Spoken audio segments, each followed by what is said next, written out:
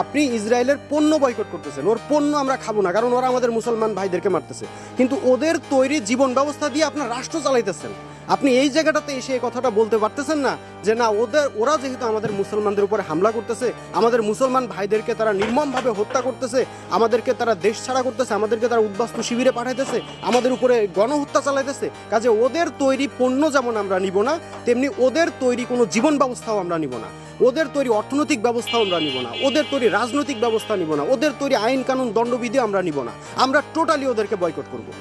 এখন পর্যন্ত আমরা ওই জায়গাটাতে আমরা যাইতে পারলাম না। ওদের পণ্য আমরা নিব না, কিন্তু ওদের জীবন ব্যবস্থা আমাদের খুব মজা লাগে, ওদের তৈরি গণতন্ত্র আমাদের খুব মজা লাগে, এটা ছাড়া আমাদের চলবে না, এটা খুব টেস্ট।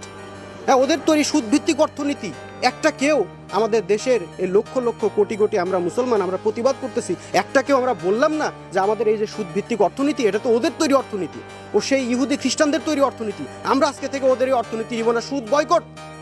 এদের তৈরি অর্থ ব্যবস্থা বয়কট, আমরা আল্লাহ যে অর্থ ব্যবস্থা দিয়েছে আমরা সেই অনুযায়ী জীবনযাপন করব। আমরা কেউ একজনও বললাম না যে ওদের তৈরি যে দলাদলির যে রাজনীতি, হানাহানির রাজনীতি, গণতন্ত্রের নামে যেটা চলতেছে, এই দলাদলি হানাহানির রাজনীতি আমরা চাই না, এটা ওদের তৈরি রাজনীতি, এটা আল্লাহর দেওয়া রাজনীতি না, আমরা এই রাজনীতির মধ্যে আর যাবো না, আমরা এটা বয়কট।